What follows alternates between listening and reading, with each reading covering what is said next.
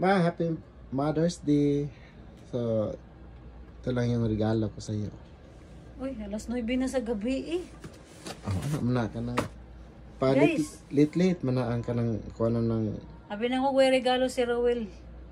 Pero okay ra pod. kanang Kaya regalo. dili man importante ang regalo. Importante gyud may lawas.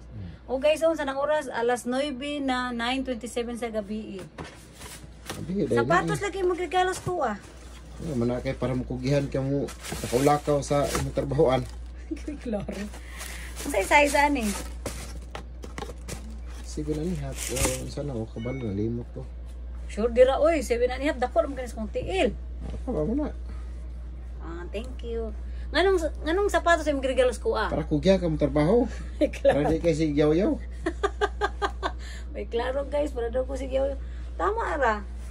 Wow. Basta ako yung pili. Thank you. Kay O pwede ka nagpalupi. Gabi dyan ako kay regalos ko. Kaya alas 9 na sa gabi eh. am na ka ng last hour man na sa kuan. Pero ingon po ko, okay na po akong bana may regalo. Kaya akong anak, na regalo. Asa na akong anak na regalo. Si Austin, nag-greet na ako Happy Mother's Day.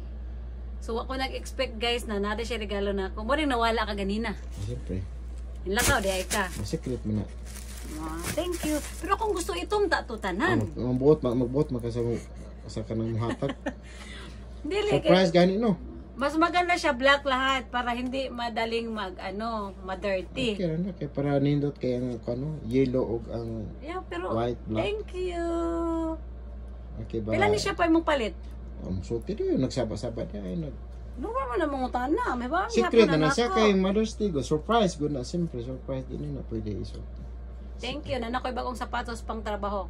Giregaluhan ako niyang sapatos guys para kugihan daw para daw mo kugi pa kong trabaho. Di klaro ay. Pero anyway, thank you. Thank you. My new shoes na ako. Suotin ko to sa Tuesday. Thank you.